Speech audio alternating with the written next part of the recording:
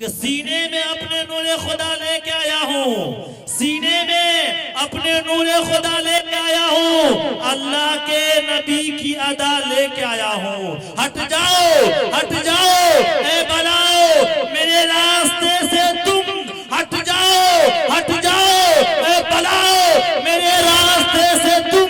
मैं अपने साथ माँ की दुआ लेके आया हूँ। माशाअल्लाह, अभी भी लोग माँ से मोहब्बत करने वाले हैं। बड़े कैफ। उसके बाद इनकलाबी शेर भी हमारे कैसर भाई बहुत जबरदस्त अंदाज में बेहतरीन शेर कहे थे। एक शेर आपके हवाले करूंगा, मुफ्ती साहब के दहलीज तक का सफर करूंगा। पहचान मिटा कर रख दे जुल्म और जबर की, पहचान मिटा कर रख दे। अब भी हम चाहे तो कोहराम मचा कर रख दे। जुल्म और जबर की पहचान मिटा कर रख दे।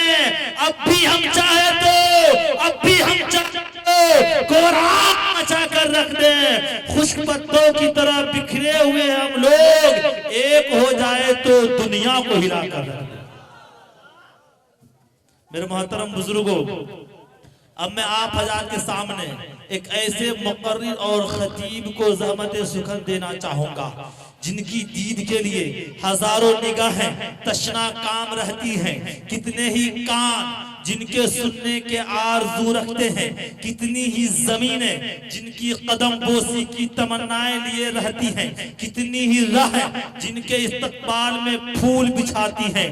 दूर दूर तक जिनके नेक नामी के चर्चे हैं, जिनकी शख्सियत गोना गो औसाफ व मुहासिन के मुरक्का है, जो बैक वक्त बेहतरीन आलिम भी है और फिक्रमंद मुबल्लिग भी, काबिल कदर नासे भी है और दिलों को रुला देने वाले वाइज भी, पुरजोर खतीब भी है और आला दर्जे के अदीब भी। इतना ही नहीं बल्कि खिताबत के मैदान से लेकर नसीहत के बागान तक, तदरीसी गुलिस्तान से लेकर तबलीग के चमिस्तान तक, हुस्न बयानी की वादियों से लेकर खुशहाली की फिजाओं तक, अपनों की बस्तियों से लेकर गैरों की दुनिया तक, जिनकी मकबूलियत का शोहरा है। मेरी मुराद मुफक्किर इस्लाम, मुफक्किर मिल्लत जनाब हज़रत अल्लामा व मौलाना मोहम्मद यूसुफ साहब, काज़ी शरीयत इमारत शरिया पटना दारुल क़ज़ा मुस्तफ़ा नगर सहरसा है।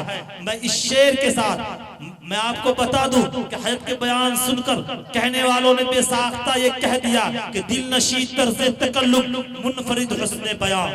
कैसर भाई, दिल नशी तर्ज़े तकल्लुम मुनफरिद हुस्ने बयान, तेरी बातों में पिन्हा दर्द दिल की दास्ता। मैं हज़रत का इस्तकबाल इस शेर के साथ करना चाहूंगा कि शहनशाह खिताबत चले आइए, शहनशाह खिताबत चले आइए, ताजदारे फसाहत चले आइए, शहनशाह खिताबत चले आइए, ताजदारे फसाहत चले आइए, लेके गुलजारे तैबा के गुल की महक मुश्कबारे खिताबत चले आइए। अल्हम्दुलिल्लाहि रब्बिल आलमीन वल आक़िबतु लिल मुत्तक़ीन वस्सलातु वस्सलामु अला रसूलिहिल अमीन, अम्मा बाद। क़ाल अल्लाहु तआला फ़िल क़ुरानिल मजीद, अऊज़ु बिल्लाहि मिनश शैतानिर रजीम, बिस्मिल्लाहिर रहमानिर रहीम। वल अस्रि इन्नल इंसाना लफ़ी खुस्र इल्लल्लज़ीना आमनू व अमिलुस सालिहात, सदक़ल्लाहुल अज़ीम। मंच पे बैठे हुए उलमाए किराम, शुअराए इज़ाम, जनाब मौलाना अब्दुल जब्बार साहब करीमी और सामीन किराम, पर्दा नशी ख़वातीन, माएँ और बहनें, अभी आप जनाब कैसर राना साहब से नादिया कलाम समात फरमा रहे थे। माशाअल्लाह उनका तर्ज अंदाज बहुत ही निराला है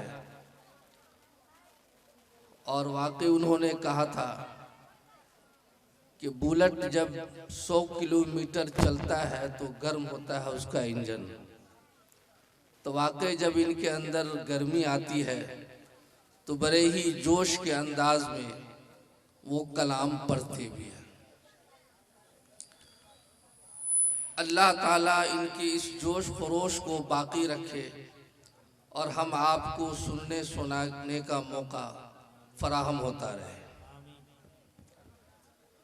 चूँकि रात भी ज़्यादा हो चुकी है और बड़े बड़े मुकर्रिरीन तशरीफ़ फरमा है, मैं एक अदना सा इंसान हूँ, दारुल क़ज़ा इमारत शरिया मुस्तफ़ा नगर का खादिम हूँ। हमारी तकरीर से कबल इमारत शरिया के मुफ्ती जनाब मुफ्ती सईदुर रहमान साहब की तकरीर आप समाअत फरमा रहे थे। उन्होंने बड़ी अच्छी बातें अपनी तकरीर में कही।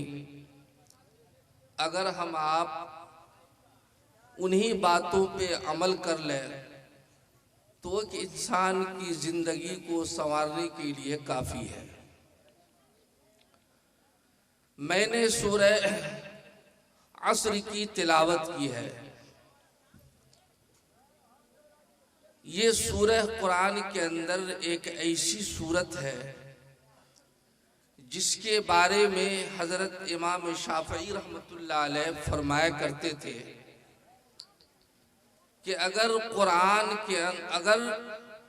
पूरे कुरान के अंदर सिर्फ इसी एक सूरत को अल्लाह नाजिल फरमाते और कोई भी आयत नाजिल नहीं फरमाते तो इंसान की हिदायत के लिए यही सूरह काफ़ी थी। यानी इतनी जामी सूरत है। इस सूरत की मैंने तिलावत की और मुख्तसर तौर पे मैं इसकी तशरीह करके आप हजरात से रुखसत हो जाऊंगा। चूँकि अभी इमारत शरिया का एक बहुत बड़ा प्रोग्राम 6 और 7 नवंबर को आपके सहरसा की सरजमीन पे होने जा रहा है। 6 तारीख का जो प्रोग्राम है, सहरसा के अंदर 10 ब्लॉक हैं। उन 10 ब्लॉक के अंदर जो इमारत शरिया के नकीब हैं या नायब नकीब हैं, उनका इज्तिमा होना है। और नकीब का मतलब उनको समझाया जाएगा कि नकीब कहते किसको है और नकीब का काम क्या है।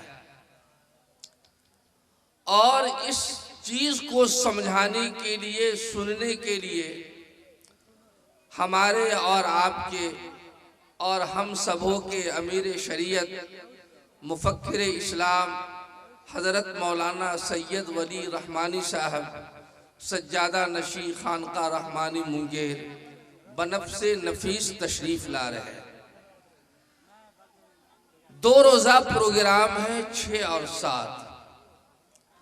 आखिरी दिन मगरिब के बाद से लेकर 10:30 बजे रात तक हजरत का प्रोग्राम होगा, हजरत की तकरीर होगी। और उस तकरीर के अंदर इस वक्त जो मुल्की मसाइल हैं, जो हालात इस वक्त हैं, उस पर उनका खिताब होगा, उनका बयान होगा। तो ये सहरसा की सरजमीन वालों के लिए बड़ी खुशकिस्मती की बात है कि हज़रत अमीर शरीयत आपके इस सहरसा शहर की सरजमीन पर ये 2 रोज़ के लिए तशरीफ़ ला रहे हैं। यकीनन हम सब के लिए सआदत की बात है और आप हजरात को भी उस इजलास के अंदर शरीक होना है और उनकी बातों को सुनना है। तो इस काम को कामयाब बनाने के लिए, इस प्रोग्राम को कामयाब बनाने के लिए इमारत शरिया की एक टीम आई हुई है जो इस वक्त दारुल क़ज़ा में क़याम पजीर है। मैं उनको छोड़ करके जनाब मौलाना फारूक साहब की दावत पर मदरसा तालीमुल कुरान में हाजिर हुआ हूँ और आपके बीच कुछ कह रहा हूँ और दीन की बात आपको बता रहा हूँ कि अल्लाह ताला उस पे हमें भी और आपको भी अमल की तौफीक दे। मैंने जो कुरान की आयत पढ़ी है, इस आयत करीमा के अंदर अल्लाह रब्बुल इज्जत ने इंसान की कामयाबी और नाकामी को बताया है। एक कामयाबी और नाकामी का मेयार तो इंसान ने बनाया है और कामयाबी और नाकामी का एक मेयार अल्लाह ने बनाया है। तो कामयाबी और नाकामी के मेयार को अल्लाह ने इसके अंदर बताया है कि इंसान, कौन सा इंसान कामयाब है और कौन नाकाम है। आम तौर पे इंसान इस दुनिया के अंदर, इस रुए जमीन के अंदर उस इंसान को कामयाब समझता है जिसके पास अच्छा मकान हो, जिसके पास अच्छी से अच्छी गाड़ी हो, जिसके पास 10 आदमी बैठता हो, जिसके पास हुकूमत का कोई ओहदा हो, उसके पास गांव और समाज के लोग आकर बैठते हों, उनकी तारीफ करते हों। यानी दुनियावी एतबार से जरूरत की जितनी भी चीजें हो सकती हैं, वो तमाम चीजें उस इंसान के पास मौजूद है, मुहैया है। तो हम आप ये कहते हैं कि वो इंसान बड़ा कामयाब है, वो इंसान दुनियावी एतबार से बहुत अच्छा है, कामयाब है। लेकिन अगर कोई उसके मुकाबले में गरीब है, जिसके पास रहने के लिए न घर है, न मकान है, न हुकूमत का कोई ओहदा है, न चढ़ने के लिए गाड़ी है, न सवारी है, न उसके पास कोई ऐसी हैसियत है जो आदमी उसके पास आना जाना करे, बिल्कुल गरीब है। घर मकान भी है तो छप्पर नहीं है, मकान छूता है, कोई उसको सलाम नहीं करता है। तो हम आप ये कहते हैं कि वो इंसान कामयाब नहीं है, वो इंसान कामयाब नहीं है, बेकार है। अल्लाह के प्यारे हबीब जनाब मोहम्मदुर रसूलुल्लाह सल्लल्लाहु अलैहि वसल्लम ने इरशाद फरमाया कि जो इंसान जितना हल्का होगा, कयामत के दिन हिसाब भी उतने ही जल्दी उसका हो जाएगा और वो जन्नत में चला जाएगा। और जिसके पास जितना माल होगा, जितनी चीजें होगी, जितना रुपया होगा, तो हिसाब में भी वहां ताखीर होगी और वो देर से जन्नत में जाएगा। अल्लाह के रसूल ने फरमाया कि गरीब लोग अमीर लोगों से 500 बरस पहले जन्नत में दाखिल किए जाएंगे। क्यों किए जाएंगे? इसलिए कि उनका हिसाब कम होगा, भारी नहीं होगा, आसान होगा। और जो लोग माल वाले हैं उनका हिसाब भी बड़ा लंबा होगा, देर लगेगी। तो जिसके पास बहुत ज्यादा हैसियत है, पैसा है, मकान है, गाड़ी है, हवाई जहाज पे उड़ता है, उसको इंसान कामयाब करता है। ये तो हमारा और आपका एक मेयार है। लेकिन अल्लाह ने कुरान के अंदर जो मेयार बनाया है कामयाबी और नाकामी का, अल्लाह जिसको कामयाब कहे वो इंसान कामयाब है। चाहे सारी दुनिया के उकला, बड़े बड़े लोग उस इंसान को नाकाम कहे तो कहे, लेकिन वह इंसान अल्लाह के नजदीक कामयाब है। जिसको अल्लाह ने कामयाब बनाया, जिसको अल्लाह ने कामयाब कहा, वह इंसान कामयाब है। हमारी नजर में वो नाकाम जरूर है, लेकिन अल्लाह के यहाँ वही इंसान कामयाब है जिसको अल्लाह ने कामयाब कहा, कामयाब बनाया। तो कुरान हकीम के अंदर, इस सूरत के अंदर अल्लाह रब्बुल इज्जत ने जमाने की कसम खाई है। कहा वल अस्र इन्नल इंसान लफी खुस्र, कसम है जमाने की, बेशक सारे इंसान खसारे में है, घाटे में है। और आगे अल्लाह फरमाते हैं इल्लल्लज़ीना आमनू व अमिलुस सालिहात, मगर वो लोग जिन्होंने नेक अमल किया, अच्छा अमल किया। यहां एक बात समझने की है कि अल्लाह ताला ने जमाने की कसम खाई है कि कसम है जमाने की। तो जमाने की कसम खाने की जरूरत क्या है अल्लाह को? अल्लाह तो हर चीज से बेनियाज है, पाक है, हर नक्स से, हर ऐब से अल्लाह की जात पाक और साफ है। लेकिन अल्लाह ताला जमाने की कसम खा के कहते हैं। तो उलमा ने लिखा है कि चूंकि जमाना हमारे अफ़आल पे, हमारे आमाल पे, हमारे अखलाक पे गवाह बनता है। जो कुछ भी हम अमल करते हैं, उस अमल के ऊपर अल्लाह ने जमाने को गवाह बनाया। उलमाए मुफस्सिरीन ने लिखा है कि अल्लाह ताला ने हर इंसान के ऊपर 4 सरकारी गवाह मुतय्यन किया है। कितने गवाह? 4 सरकारी गवाह हर इंसान के ऊपर मुतय्यन किया। ये वो गवाह है जिसको अल्लाह ने गवाह बनाया है। जिसको अल्लाह ने गवाह बनाया है, वो गवाह कैसा होगा? वो सच्चा होगा, उसकी गवाही सच्ची होगी, उसकी गवाही पक्की होगी, उसकी गवाही में झूठ का कोई शक और शुबहा नाम की कोई चीज नहीं होगी, बिल्कुल सच्ची गवाही। हम आप इस रुए जमीन पे बैठे हुए हैं, इस रुए जमीन पे बैठे हुए हैं।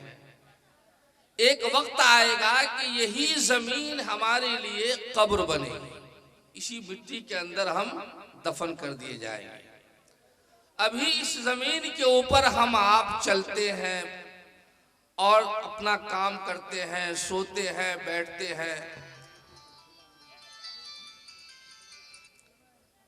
और दुनिया का हर काम करते हैं। कुरान कहता है यौमइज़िन तुहद्दिसु अखबारहा, अगर कोई आदमी जमीन पे किसी को ना हक कत्ल किया है तो ये जमीन गवाह बनेगी, उसके इस अमल को वो रिकॉर्ड कर रही है, उस अमल को रिकॉर्ड कर रही है। अगर किसी ने इस रुए जमीन पर अल्लाह के लिए सजदा किया है तो वो जगह गवाह बन रही है। अगर किसी ने किसी इंसान के साथ भलाई किया है तो वो भलाई करने वाले के लिए वो जगह गवाह बनेगी। तो आप और हम जो कुछ भी कर रहे हैं, जमीन उन तमाम चीजों को खींच रही है, रिकॉर्ड कर रही है और उसको महफूज कर रही है। अगर किसी ने किसी की इस्मत दरी की है, जमीन वो भी देख रही है कि किसने इस्मत दरी की, किसके साथ की। तो अल्लाह ने कहा कि हमने पहला गवाह तुम्हारे ऊपर इस जमीन को बनाया। यौमइज़िन तुहद्दिसु अखबारहा, कि जिस दिन ये जमीन अपनी खबर नश्र करेगी, यानी अल्लाह के सामने ये जमीन बयान देगी कि हमारी इस पुश्त के ऊपर एक इंसान ने अच्छा काम किया, बुरा काम किया, किसी को नाहक कत्ल किया, किसी मासूम की इस्मत दरी किया, वो जमीन तमाम चीजों को टेप कर रही है, महफूज कर रही है। तो अल्लाह ताला क़यामत के दिन उससे पूछेंगे कि ए जमीन तू बता कि इस बंदे ने तुम्हारी पुष्ट पे क्या क्या अमल किया। तो जमीन गवाही देगी, अगर आपने कत्ल किया तो कत्ल की गवाही देगी, अच्छा अमल किया तो अच्छे अमल की गवाह बनेगी, बुरा अमल किया तो बुरे अमल की गवाह बनेगी। तो अल्लाह ने 4 सरकारी गवाह मुतय्यन किया है इंसान के ऊपर। उनमें से एक गवाह जमीन है अल्लाह की, जिस पर हम आप बैठे हुए हैं।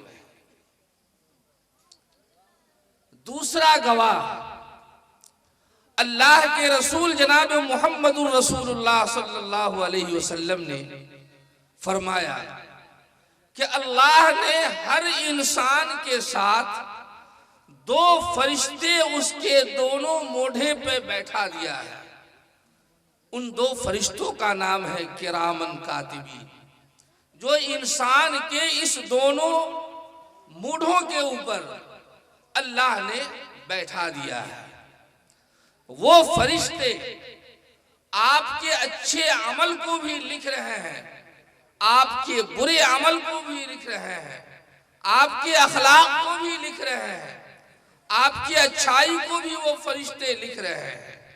तो अल्लाह ने दूसरा गवाह इंसान के कांधे पे बैठा रखा है, जो फरिश्ते की शक्ल में है, जिसको हम आप नहीं देखते हैं, लेकिन वो बैठा हुआ है। हमारे और आपके एक एक करतूत को, एक एक अमल को वो लिख रहा है, अपने रजिस्टर में दर्ज कर रहा है। तो अल्लाह ने दूसरा गवाह इंसान के ऊपर किरामन कातिबीन को बनाया है, जो हमारे मूढ़े पे अल्लाह ने बैठा रखा है। और तीसरा गवाह खुद हमारा अमल होगा, जो हम अमल करते हैं, नमाज पढ़ते हैं कि नहीं पढ़ते हैं, किसी के साथ अखलाक से पेश आते हैं कि नहीं आते हैं, किसी के साथ जुल्म किया है, किसी के साथ नाइंसाफी किया है, किसी के साथ मजाक किया है, किसी को गाली आपने दी है, किसी को बुरा भला कहा है, वो सब कुछ आपके नाम-ए आमाल में लिखा जा रहा है। जब हश्र के मैदान में इंसान को इकट्ठा जमा किया जाएगा, जब हश्र के मैदान में इंसान को इकट्ठा जमा किया जाएगा, तो अल्लाह ताला एक ऐसी हवा चलाएंगे, एक ऐसी हवा चलाएंगे कि हर शख्स का नाम-ए आमाल उसके हाथ तक खुद ब खुद पहुंच जाएगा उस हवा के जरिए से। मुफस्सिरीन ने लिखा है कि एक हवा चलेगी और उस हवा के जरिए से हर शख्स का नाम-ए आमाल उसके हाथ तक पहुंचा देगा, पहुंचा दिया जाएगा। फरिश्तों के जरिए अल्लाह, हवा के जरिए अल्लाह ताला पहुंचवा देंगे। अब जब कोई नाम-ए आमाल, जब इंसान के हाथ में नाम-ए आमाल पहुंचेगा तो उसको पढ़ेगा। हमारे आपके यहाँ भी कब किसी का खत आता है तो हम जल्दी से खोल के पढ़ते हैं कि इसमें क्या बात लिखी हुई है, क्या किसी के मरने की खबर तो नहीं है, हादसे की खबर तो नहीं है, कोई बुरी खबर तो नहीं है, अच्छी खबर है कि नहीं है, पढ़ते हैं। तो अल्लाह ताला हवा के जरिए से हर इंसान के हाथ में उसका नाम-ए आमाल पहुंचवा देंगे। हर इंसान पढ़ेगा। कोई इंसान अपने नाम-ए आमाल को पढ़ करके खुश होगा, चलो हमारा आमाल हमारा नाम है आमाल बहुत अच्छा है, वो खूब कूदेगा खूब फांदेगा। और कोई अपने नाम आमाल को पढ़ करके ज़ारो कतार रोएगा और कहेगा ला युगादिरु सगीरतन वला कबीरतन इल्ला अहसाहा, के अल्लाह हमने कोई भी गुनाह कहा, चाहे वो छोटा गुनाह किया हो या बड़ा गुनाह किया हो, किसी से मजाक किया हो, किसी को गाली दिया हो, हमारे नाम है आमाल में हर वो गुनाह लिखा हुआ है। ला युगादिरु सगीरतन वला कबीरतन इल्ला अहसाहा, कोई ऐसा काम नहीं है जो इसमें लिखा हुआ नहीं है। बताओ कि ये कितना मजबूत गवाह बनेगा क़यामत के दिन इंसान के लिए। तीसरा गवाह है। चौथा गवाह खुद कुरान कहता है, आज अल्लाह ने हमारे मुंह में जुबान दिया है, जुबान से अच्छी बात भी करते हैं, झूठी बात भी करते हैं, फितने की बात भी करते हैं, मुसालिहत की बात भी करते हैं, यही जुबान है। तो अल्लाह ताला फरमाते हैं कि क़यामत के दिन अल्लाह ताला इंसान के इस मुंह पे मुहर लगा देगा। कुरान कहता है अल यौम नख्तिमु अला अफ़वाहिहिम व तुकल्लिमुना अयदीहिम व तशहदु अर्जुलुहुम बिमा कानू यक्सिबून, कि अल्लाह ताला क़यामत के दिन तुम्हारे, ए जनाब बात खत्म कीजिए, या मेरी तकरीर होगी आपकी होगी, मैं इसका कायल नहीं। गौर से सुनिए, कुरान पढ़ी जा रही है, इसका अदब कीजिए। कुरान ये कहता है अल यौम नख्तिमु अला अफ़वाहिहिम व तुकल्लिमुना अयदीहिम व तशहदु अर्जुलुहुम बिमा कानू यक्सिबून, कि अल्लाह ताला क़यामत के दिन मुंह पे मुहर लगा देंगे और इस हाथ को, इस पैर को अल्लाह ताला जुबान अता करेंगे। हाथ की गवाही होगी, पैर की गवाही होगी। आपका ये हाथ गवाही देगा कि इस हाथ से आपने कोई अच्छा काम किया है या नहीं, इस हाथ से किसी को मारा तो नहीं है, इस हाथ से किसी को तकलीफ तो नहीं पहुंचाया है, इस हाथ से चोरी तो नहीं किया है, इस हाथ से किसी को कत्ल तो नहीं किया है। तो ये हाथ आपके लिए वहां गवाही देगा, ये पैर आपके गवाही देंगे कि इस पैर से चल करके आपने चोरी करने का काम किया, या मस्जिद जाने का काम किया, या सिनेमा हॉल में जाने का काम किया। तो ये पैर आपके गवाह बनेंगे, जुबान पे मुहर लगा दी जाएगी। दुनिया में तो आप जुबान से जो चाहे कर ले, लेकिन वहां अल्लाह असल चीज पे ही पाबंदी आयद कर देगा। ये चीजें आपकी गवाही देंगे कि आपने दुनिया में क्या क्या किया। मैं नहीं कह रहा हूं, खुद खुदा कह रहा अपने कुरान करीम के अंदर। इसलिए मेरे दीनी भाइयों बुजुर्गों, ये दुनिया अमलगाह है, हम जैसा अमल करके जाएंगे वैसे ही बदला अल्लाह ताला क़यामत के दिन हमको अता करेगा। आप गौर करें तो इंसानी जिंदगी के कुल 6 असफार है। यूं तो बहुत सारा सफर करता है आदमी, लेकिन इंसान की जिंदगी पे गौर करें तो कुल 6 सफर अल्लाह ने इंसान की जिंदगी में दिया है। जरा इसको भी मैं सुना दूं कि 6 ही सफर क्यों है इंसान की जिंदगी में। हमारे उलमा ने अजीब अजीब बात लिखी है और बड़ी अच्छी बात लिखी है। हम सब के जद्दे अमजद दादा हजरत आदम अलैहिस्सलातु वस्सलाम को अल्लाह ने पैदा किया और उनका ठिकाना जन्नत बनाया। कहां बनाया? जन्नत बनाया। और उन्हीं के साथ साथ उनकी बीवी को भी हव्वा को पैदा किया। और अल्लाह ने कहा वकुलना या आदम उस्कुन अंता व ज़ौजुकल जन्नह, कहे आदम आपका और आपकी बीवी का ठिकाना हमने जन्नत को बनाया।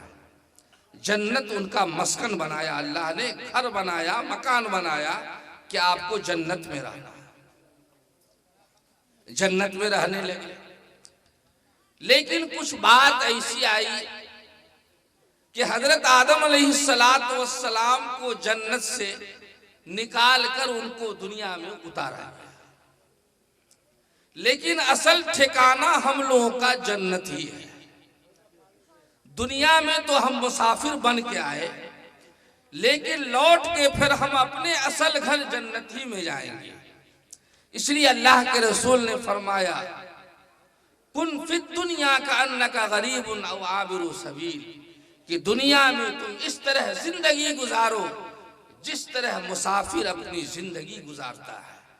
मामूली तोशा है, मामूली खाना है, रात हो गई कहीं सो गया, प्लेटफार्म पे सो गया, सराय खाने में सो गया, ये उसकी जिंदगी है। तो हमारी भी जिंदगी है ये, लेकिन असल ठिकाना अल्लाह ने हमारे लिए और आपके लिए जन्नत बनाया है। हम दुनिया में मुसाफिर हैं और इस मुसाफिरत की जिंदगी को तय करने के बाद हम अपने असल घर जन्नत की तरफ लौटाए जाएंगे। दुनिया हमारा घर नहीं है, हमारा घर जन्नत अल्लाह ने बनाया है तमाम ईमान वालों का। तो सबसे पहला सफर दुनिया के अंदर हजरत आदम अलैहिस्सलाम का हुआ।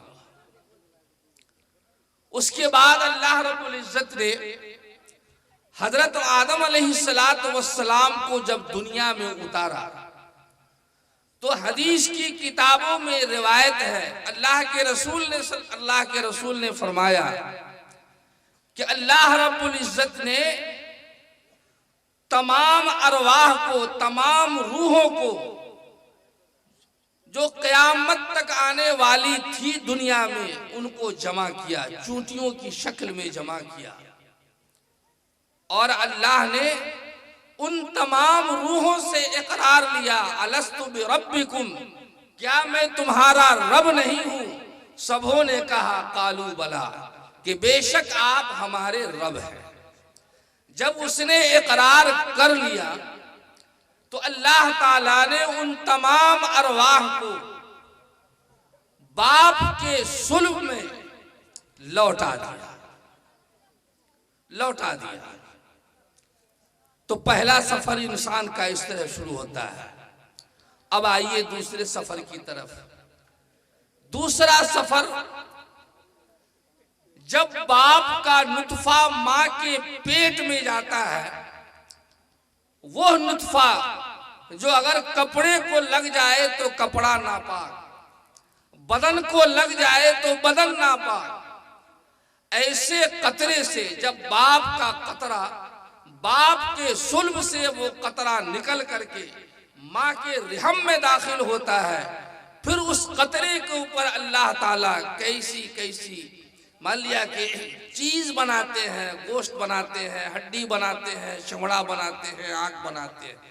इस सफर की मुद्दत अल्लाह ने 9 महीना रखा है। जो इंसान 9 महीने तक माँ के पेट के अंदर पलता है, 9 महीने का सफर है उसका माँ के पेट के अंदर, ये दूसरा सफर है। इसलिए अल्लाह किसी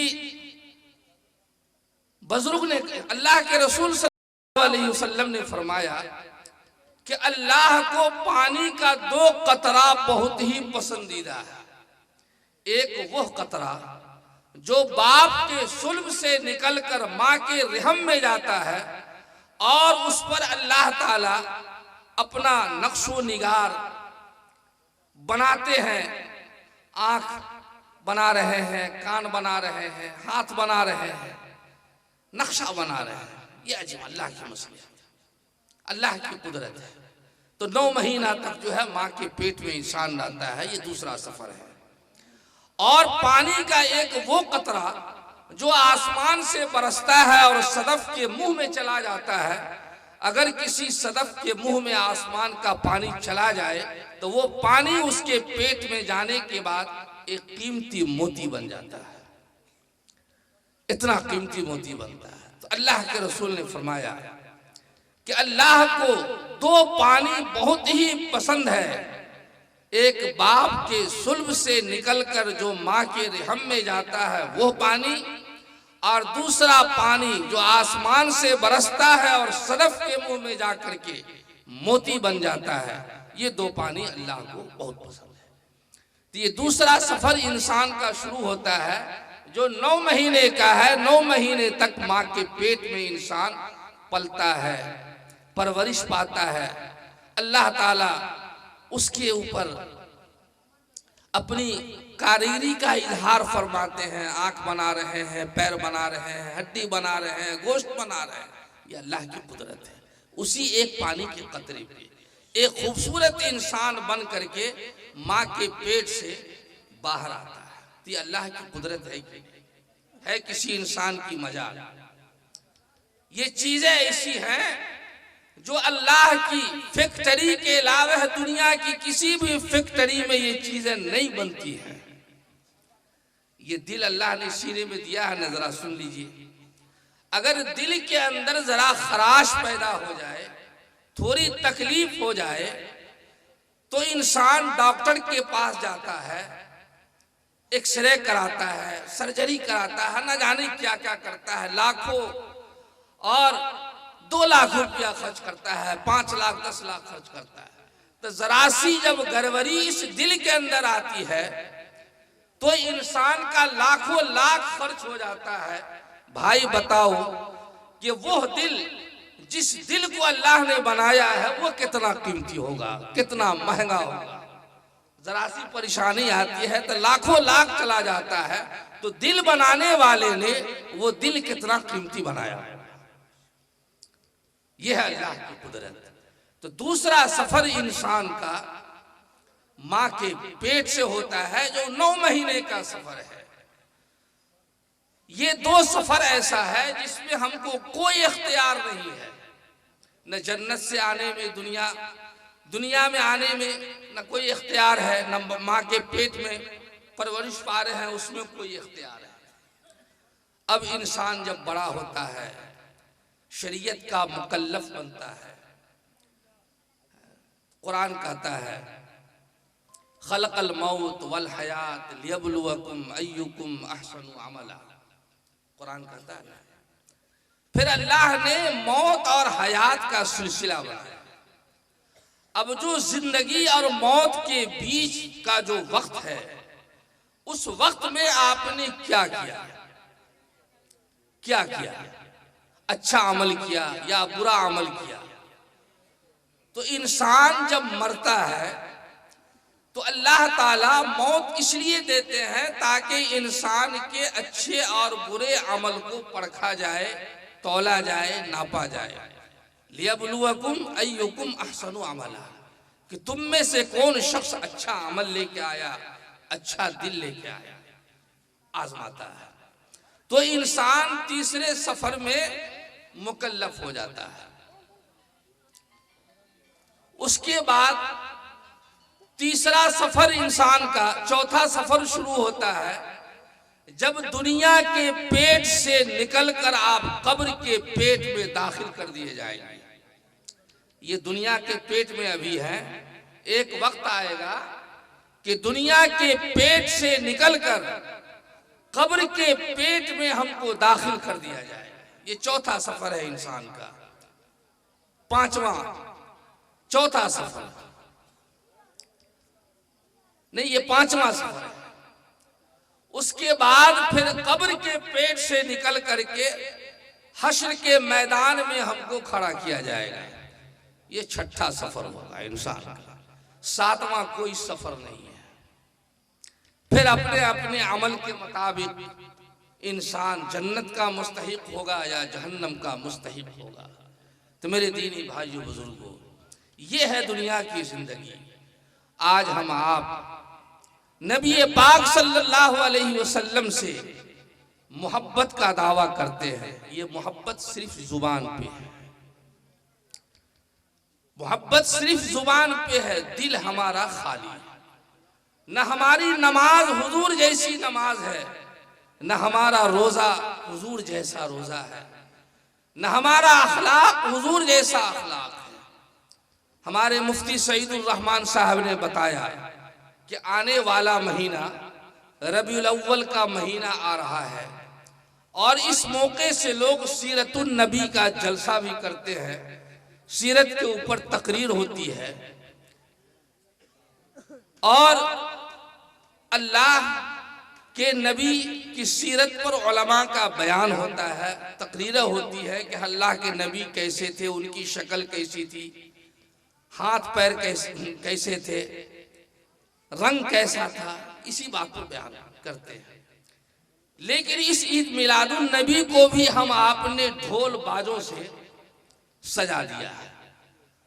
आज आप देखेंगे कि हिंदुस्तान के अंदर इस मुबारक महीने के अंदर जिक्र विलादत के नाम पे बड़ा बड़ा जुलूस निकालते हैं लोग और साथ साथ डीजे भी बजाते हैं, ढोल भी बजाते हैं और नाच और गाना भी करते हैं।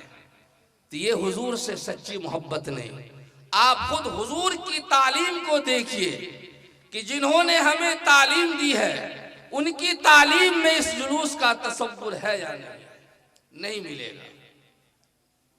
अगर वाकई इस तरह जश्न मनाना अच्छा होता, बड़ा काम होता, सवाब का जरिया होता, तो हम सहाबा किराम से ज्यादा सच्ची मोहब्बत करने वाले अल्लाह के रसूल से नहीं है। सहाबा किराम का एक एक सांस, एक एक लम्हा अल्लाह के रसूल सल्लल्लाहु अलैहि वसल्लम की जान पे कुर्बान करने के लिए तैयार रहते थे, तैयार रहते थे। तो आप अगर हुजूर से मोहब्बत करना सीखना हो तो सहाबा की जिंदगी को पढ़िए कि उन्होंने कैसी मोहब्बत की, कैसी मोहब्बत थी अल्लाह के रसूल सल्लल्लाहु अलैहि वसल्लम से। सच्ची मोहब्बत उन लोगों को थी। हमारी मोहब्बत तो सिर्फ जुबान पे है। ये ढोल बजा लेने से, तकरीर सुन लेने से मसले का हल नहीं है, जब तक कि हम अल्लाह के रसूल की मोहब्बत अपने दिल में नहीं लाएंगे, दिल में नहीं बैठाएंगे, उनके तरीके को जब तक नहीं अपनाएंगे। हजरत सलमान फारसी रज़ी अल्लाह ताला अन्हु जलीलुल क़द्र सहाबी हैं। जब इंतकाल का वक्त होने लगा तो ज़ारो कतार रो रहे थे। बड़े बड़े अजिल्ले सहाबा वहां पे मौजूद थे।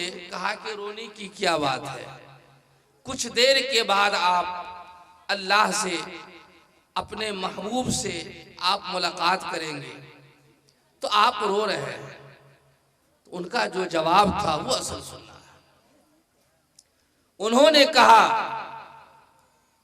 कि क्या आप ये बात सोच रहे हैं कि अबू कि सलमान फारसी दुनिया से जा रहा है, दुनिया छूटने का गम है इसलिए रो रहा है? कहा कि सुन लीजिए, दुनिया छूटने का कोई गम मुझे नहीं है, कोई परवाह नहीं है।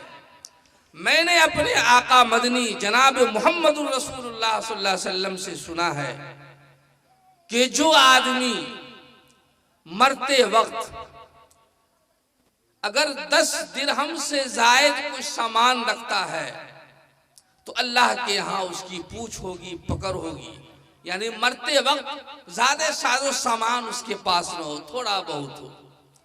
हम आप हमारे समाज में, मुआशरे में बहुत सारे लोग मरते हैं, बीघा का बीघा जमीन, अच्छा से अच्छा मकान छोड़ के जा रहे हैं।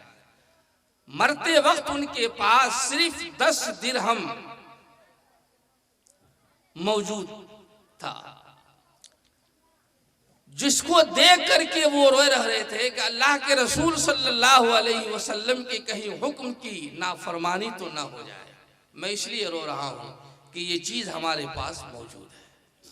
तो जरा सी चीज पे वो घबरा रहे हैं कि अल्लाह के रसूल ने फरमाया था। बताइए कि उनके दिल में अल्लाह के रसूल की कदर है या हमारे दिल में कदर है? हजरत अब्दुल रहमान बिन औफ रज़ियल्लाहु ताला अन्हु जलीलुल क़द्र सहाबी है। बड़े बड़े सहाबा किराम की दावत उन्होंने किया, अनवाओ अक़साम का खाना सजाया। अमीर आदमी थे। जब खाना दस्तरखान पे बिछाया गया, सजाया गया, लगाया गया, तो अब्दुल रहमान बिन औफ रज़ियल्लाहु ताला अन्हु ज़ारो कतार रो रहे हैं। लोगों ने पूछा कि आपके दस्तरखान पे बड़े बड़े अजिल्ले सहाबा हैं, आपके दरवाजे पे मेहमान हैं और आप रो रहे हैं। कितनी उनको तकलीफ होगी, सदमा पहुंचेगा, हम मेहमान बन के और ये रो रहे हैं। कहा कि मैं उनको देख के नहीं रो रहा हूं, मैं ये सोच के रो रहा हूं कि ये इतने किस्म किस्म के जो खाने हैं हमारे दस्तरखान पे, कहीं अल्लाह ताला दुनिया में तो हमको दे दे, आखिरत में ये नेमत कहीं हमसे छीन तो नहीं लेगा, इसलिए मैं रो रहा। तो सच्ची मोहब्बत उन लोगों को थी, तो हम आपको भी सच्ची मोहब्बत बनानी होगी अल्लाह से भी और अल्लाह के रसूल सल्लल्लाहु अलैहि वसल्लम से, तभी जाकर हम दुनिया में भी कामयाब होंगे और आखिरत में भी कामयाब होंगे। इंसान की आखिरी मंजिल कब्र है, उसके बाद फिर इंसान वहां से हश्र के मैदान में पहुंचाया जाएगा, लौटाया जाएगा, हिसाब किताब होगा। इसलिए ये दुनिया दारुल इम्तिहान है, दारुल जजा नहीं है, दारुल जजा क़यामत का दिन होगा। इसलिए मेरे दीनी भाइयों बुजुर्गों, जो बात मैंने कही, बात भी बहुत लंबी हो गई, जो बात मैंने कही अल्लाह ताला हमें भी और आपको भी अमल की तौफीक दे। हमारे मौलाना उमर फारूक साहब इस मोहल्ले के अंदर मौलाना फुरकान साहब एक मदरसा कायम किया। मदरसा तो जसामत के एतबार से छोटा है, लेकिन बहुत पहले ये कायम हुआ है तो छोटा, लेकिन दीन की रोशनी फैला रहा है इस अंधेरे के अंदर। इस अंधेरे के अंदर दीन की रोशनी ये मदरसा फैला रहा है, बच्चों को कुरान की तालीम, कलमे की तालीम, दरूद की तालीम दे रहा है। इस मदरसे की जिम्मेदारी सिर्फ मौलाना ही पे नहीं, आप तमाम मोहल्ला वालों भी है, मोहल्ला वालों पर भी है कि आप इनका हाथ बटाएं हर मामले में, और इस मदरसे को एक मेयारी मदरसा बनाने की सही और कोशिश करें। आपका ही बच्चा पढ़ेगा, बाहर का बच्चा पढ़ेगा, आपके मोहल्ले का, आपके गांव का नाम होगा, कुरान पढ़ेगा, आपको भी सवाब मिलेगा, पढ़ाने वालों को भी मिलेगा। कुरान बहुत ही अहम किताब है, अल्लाह की किताब है। एक वाक़या सुना करके मैं अपनी बात ख़त्म करता हूँ। हज़रत ईसा अलैहिस्सलातु वस्सलाम जो जलीलुल क़द्र नबी है अल्लाह के, एक कब्रिस्तान से गुजर रहे थे तो देखा कि कब्र के सारे लोग बाहर निकल करके हंस रहे हैं, खुशियां मना रहे हैं। अल्लाह के नबी थे, अल्लाह ने नबियों को ऐसी ताकत अता की है जो आम इंसान को अल्लाह ने अता नहीं किया है। वो बहुत सारी चीज़ों को देख सकते हैं जिसको हम आप नहीं देख सकते। तो देखा कि बहुत सारे लोग कब्र से निकल करके खुशियां मना रहे हैं और एक शख्स किनारे खड़े होकर के ज़ारो कतार रो रहा है। हज़रत ईसा अलैहिस्सलातु वस्सलाम ने पूछा कि ये सारे लोग खुशियां मना रहे हैं, तुम क्यों रो रहे हो? कहा कि जितने लोग खुशियां मना रहे हैं, किसी का बेटा हाफिज कुरान है, कोई आलिम दीन है, तो वो रोज़ाना कुरान पढ़ करके अपने वालिदैन के लिए दुआ करता है, तो अल्लाह ताला ने इसके अजाब में तखफीफ फरमा दिया है, अजाब को हल्का कर दिया है, इसलिए लोग खुशियां मना रहे हैं। और हमें बदतरीन किस्म का अजाब कब्र में दिया जा रहा है, तो मैं रो नहीं तो हंसू क्या, इसलिए मैं रो रहा हूं। आई बात खत्म हो गई। कुछ अरसे के बाद फिर हजरत ईसा अलैहिस्सलातु वस्सलाम का गुजर उसी कब्रिस्तान से होता है, तो देखा कि आम लोगों के साथ वो इंसान भी खुशियां मना रहा है। पूछा कि क्या बात है, आज तुम भी खुश हो? कहा कि अल्लाह के नबी, आज ने मेरा बेटा बिस्मिल्लाहिर्रहमानिर्रहीम पढ़ करके कुरान शुरू किया है, उधर उसने बिस्मिल्लाह पढ़ा, इधर अल्लाह ने कब्र से अजाब को टाल दिया। तो ये है बिस्मिल्लाह के अंदर बरकत, कुरान की बरकत, जिसको हम आप नहीं समझ पा रहे हैं। फिरौन का नाम आपने सुना, जालिम जाबिर बादशाह गुजरा है, और आपने इमाम औज़ाई रहमतुल्लाह अलैह का नाम भी सुना होगा। जो बड़े मुफस्सिर, बड़े फकीह, बड़े आलिम थे, इमाम थे, उन्होंने लिखा है अपनी तफसीर औज़ाई के अंदर कि फिरौन बहुत बड़ा जालिम बादशाह था, लेकिन अपने घर के अंदर बिस्मिल्लाहिर्रहमानिर्रहीम लिख करके टांगे हुआ था। वो जानता था कि ये बिस्मिल्लाहिर्रहमानिर्रहीम जब तक टंगा रहेगा अल्लाह का अजाब हमारे घर में नहीं आएगा। इमाम औज़ाई रहमतुल्लाह अलैह ने लिखा है, फरिश्ते जब अल्लाह के हुक्म से अजाब लेकर आते तो उसके दरवाजे पे आके रुक जाते, कहते कि अल्लाह, फिरौन ने तुम्हारा नाम दरवाजे पे लिख लिया है, मैं कैसे दाखिल हो सकता हूं? जब तक कि तेरा नाम हटाएगा नहीं मैं उसके अंदर जा नहीं सकता हूं। ये रोक है। जब वो अपने घर से बाहर निकला तो अल्लाह के अजाब की चपेट में आ गया। जब एक बिस्मिल्लाह पढ़ने की ये बरकत है कि कब्र से अजाब से निजात मिल जाती है, तो पूरा कुरान पढ़ेगा आदमी तो क्या उस शख्स की निजात नहीं होगी? यकीनन होगी। इसलिए मेरे दीनी भाइयों, इस मदरसे को छोटा न समझें। ये दीन का किला है, बच्चों की सही तालीम हो रही है, तरबियत हो रही है। माफ कीजिएगा, एक जगह इम्तहान हो रहा था कॉलेज में, वाकया सुना देता हूँ ताकि आप इस पर गौर करें कि हम अपने बच्चों को डॉक्टर बना रहे हैं, इंजीनियर बना रहे हैं, प्रोफेसर बना रहे हैं। इम्तहान में सवाल आया किसी कॉलेज में, पूर्णिया ही साइड में, हमारे शरिया का टेक्निकल है, सवाल आया कि कुरान अरबी जुबान में है या फारसी जुबान में?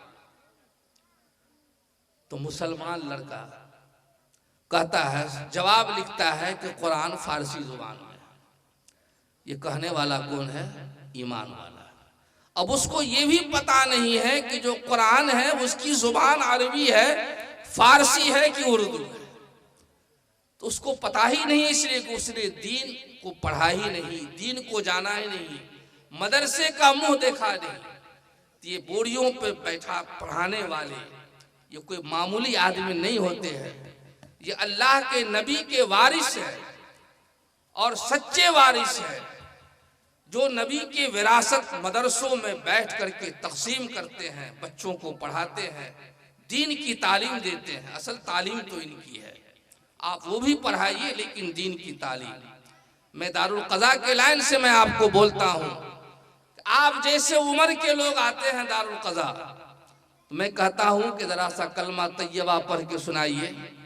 तो पढ़ता है इला इलाहा इल्लल्लाह, इला इलाहा इल्लल्लाह। उसको ला इलाहा इल्लल्लाह भी याद नहीं है और मरने के करीब है। तो ऐसे मुसलमान भी हैं जिनको कलमा तक सही से याद नहीं है। कलमे की इस्लाह, कलमे की तालीम मदरसे ही में होगी, उसी मुअल्लिम के सामने होगी जो बोरा पे बैठ करके बच्चों को कलमा सिखा रहा है, दरूद सिखा रहा है, तहियात सिखा रहा है। स्कूल और कॉलेज में नहीं, वहाँ तो वही उस जो है सांप चुचुंदर कुत्ता वही पढ़ाता है। यहाँ खुदा और उसके रसूल की पहचान बनाई। इसलिए मेरे दीनी भाइयों बुजुर्गों, ये मदरसा बज़ाहिर जसामत के एतबार से छोटा है, लेकिन दीन का एक बड़ा काम कर रहा है, दीन की रोशनी फैला रहा है। ये आप सबके ताउन का मुहताज है। तन्हा मौना के बस की बात नहीं है, न उनके स्टाफ की बात है। जब तक कि आप सबका ताउन नहीं होगा, अल्लाह ताला हम सबको कहने से सुनने से ज़्यादा अमल की तौफीक दे। व आखिर दावाना अनिल हम्दुलिल्लाहि रब्बिल आलमीन।